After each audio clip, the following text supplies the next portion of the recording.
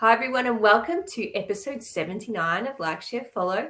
And this week I have the lovely Jasmyne Mehrton-Johnson, who is an associate talent partner specialising in freelance presentation, design, artwork, and studio at major players, coming in live from London. Well, welcome, Jasmyne.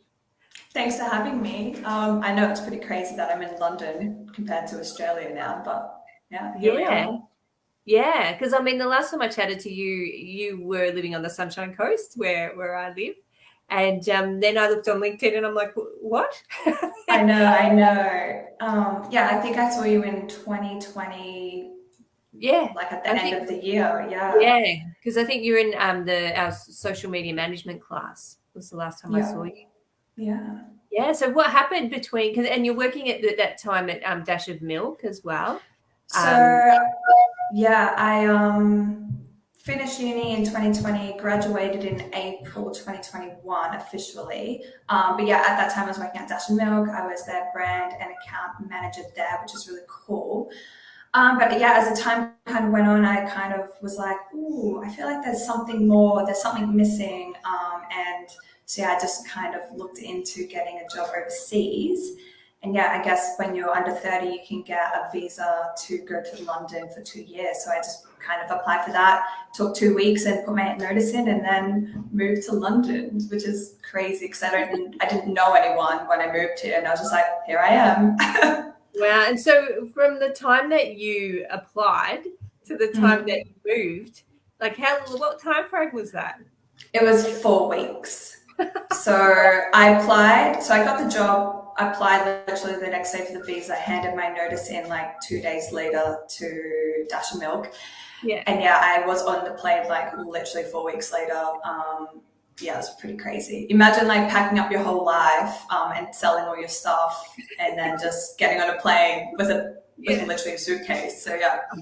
It sounds like an absolute dream of mine, actually. So I'm living vicariously through you for the moment. So that's fine. That's amazing. And so tell me, what has been the best piece of advice that you've been given career-wise? Because you're already working in the field when you were studying. So you clearly, were ahead of the game in that respect. So what sort of advice were you given along the way to I guess, put yourself forward for those sorts of roles while you were still studying and then, even in a whole other country and land the job from Australia to get over there? So like the best piece of advice I received at university, and it sounds really cliche, but it's literally just to be organized. Because if you can't organize yourself in your day-to-day life or at university, then how can you do that in work? So obviously I know it's really silly, but like being able to time manage your assignments and know what classes to go to and just be organized in your day-to-day, then you'll be fine in real life aspects. So no, I totally get that. Are you a list person as well? I have a list on my computer. I've got like 3 like written notes. I've got notes on my phone. Just everywhere. And what do you think set you apart from other graduates when you were sort of going for this role in London? Maybe not so much for the role in London, but the fact that when I started uni, I just was applying for internships. So my job at Dash and Milk, I got that through an internship. So it's like you need to be looking out for other opportunities that come up, even if you just do a little bit of freelancing here and there, whether that's paid or not. But you need to be looking for other aspects outside of university, because when you finish, you finish. And if you're not like prepared, you might get a bit stuck. So I just looked for internships and got one, which was awesome. And then that landed me a job and now landed me in London, really. So Yeah. And I mean, it's so true, because I think, we try and embed as much real, experience into the courses, but it's still not enough. Like the more practical experience you can get while you're studying, the more attractive you're going to be to a prospective employer. Yeah. And so following on from that, what do you think has been some of the most beneficial information or skills and knowledge that you gained at university that you've found, most useful in your roles so far? I guess more so like networking, because I don't know if it's like a skill I picked up at uni, but it was always spoken about like connecting with your not your colleagues, your friends at university, connecting with everyone on LinkedIn, connecting with like your university tutors and things like that, and then connecting with people in business. If you're growing a network at the beginning, then you don't know what you'll land at the end of your degree. So that's always something I've worked on. Even when I was in Australia, I was going to networking events, and I do that now in London. So yeah, you don't know what opportunities you might fall into because of your connections you've made from the beginning. Yeah, and I mean, so many jobs just aren't advertised. It's all through sort of who Yeah. you know and word of mouth. So Lots of word of mouth, like because at the moment I obviously do resourcing as a job. The candidates I speak to, a lot of them have worked for big advertising agencies through word of mouth. So yeah, you need to talk to people. yeah, good advice. And on the flip side of that, what has been some skills and knowledge that you've really needed that you weren't able to learn at university?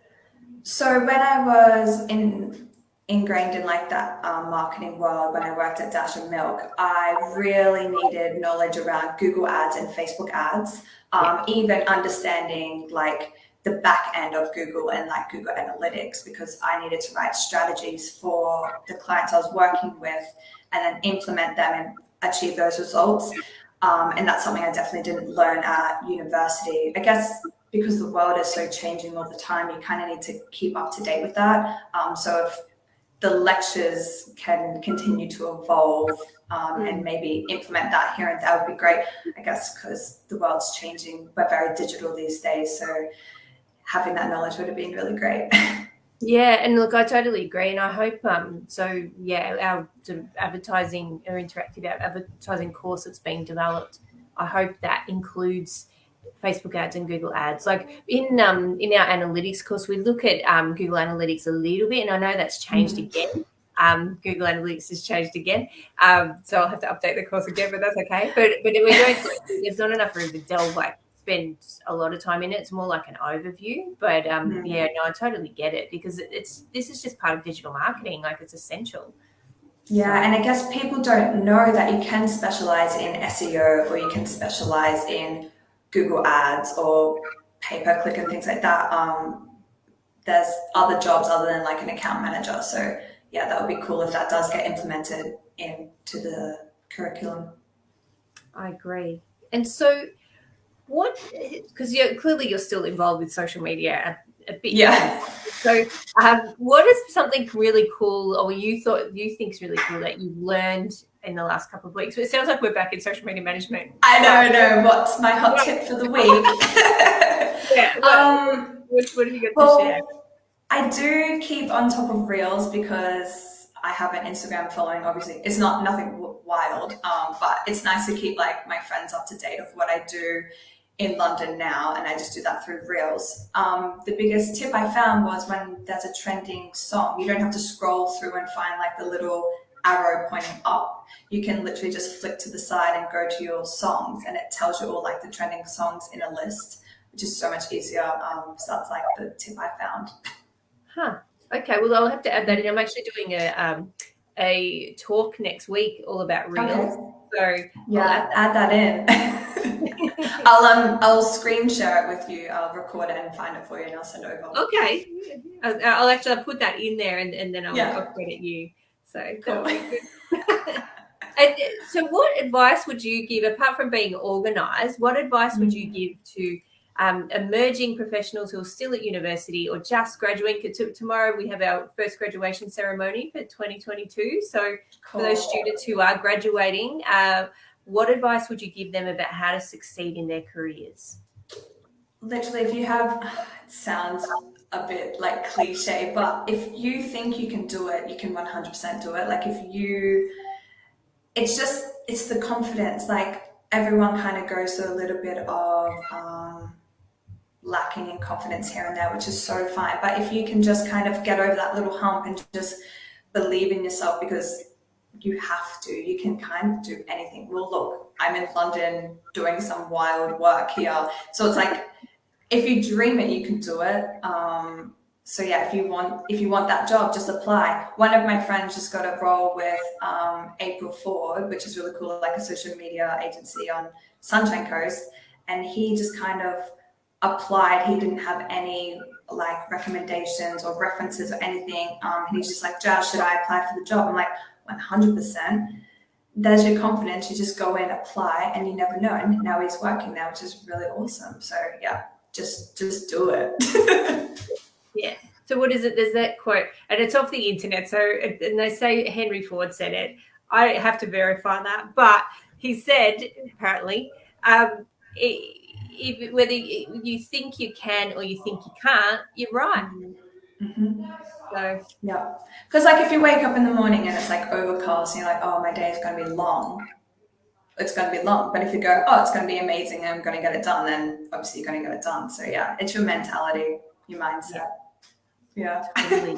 And so we're sort of at the end of our chat, and the most important question of the whole show is, who do you like, share, and follow? Okay. I still follow Adam Mosseri. I think he's the CEO of Instagram. Obviously, I'm not so much in the Instagram world anymore, but I 100% keep up to date with what's going on with like Instagram updates. I also follow Later, which is like a social scheduling platform, because they always have like hot tips and tricks. And then I just follow like Australian like news, just so I know what's going on in the world. And I like that it's on Instagram, so it's like bite sized and I don't have to read like news articles. So yeah, that's who I'm following these days. Just because I like the insights. Yeah. And have you been homesick yet? And if you do feel homesick, what content do you look at? Well, I haven't felt homesick yet, which I think is a good sign, because if I had of, I'm like, oh, maybe I should have moved to London. But it's my birthday in like 2 days' time, so I feel like I might be homesick that day. Thanks. So yeah, I probably would just like jump in and FaceTime my family rather than look at content, because content isn't always great for someone's like mindset. So, but technology is cool. It's great that we can have this live share right now. So yeah, that's right. And we're actually streaming out to LinkedIn, Facebook, and Twitter. Yeah, cool. Exactly. The social world, it's pretty amazing. It sure is. And so, do you have any final words of wisdom to share to those watching before we wrap up? Words of wisdom, literally just networks. You don't know who you'll come across, and treat everyone the same, regardless if you're talking to a CEO, a cleaner, or like your best friend. Everyone's a person, everyone knows somebody, and you can be connected in some way, somehow. So definitely get in, network, jump on LinkedIn, follow some people. Yeah. And so when you say network, what would you say to someone who feels petrified about going and talking to someone they don't know? What gets you through? It's just about building rapport. So you don't need to go in and be like, hey, what job do you do? You can just be like, you can compliment someone, because what is it? A first impression is made in like 3 seconds or something.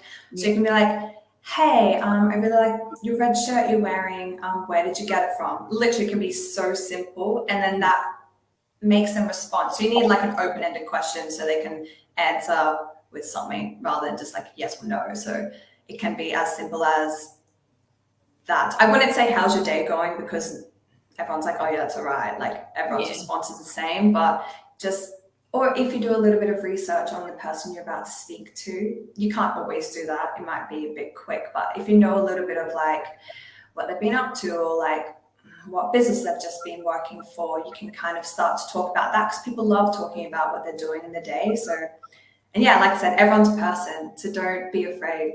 Everyone's like so happy to talk. It's all good. Yeah. Oh, that's great advice, because I know that often comes up when we just talk. We use this word networking, but people are like, what does that actually mean? What do I have to actually do? So literally just have a chat to someone and you'll be surprised what you can learn from them. Yeah. Oh, great advice. Thank you so much, Jasmyne. And You're so welcome. next week we have Christy. Sorry, next week we have Kirsty Mangakaya. She is a public relations intern at Piccolo PR. I apologise for that introduction. As I said, it's very late here now, and I don't have my glasses on. so apologies to Kirsty, but we will chat next week. And thank you, Jasmine, and have a lovely time in London. And yeah, it's so exciting that you're over there. Yeah, it's really great.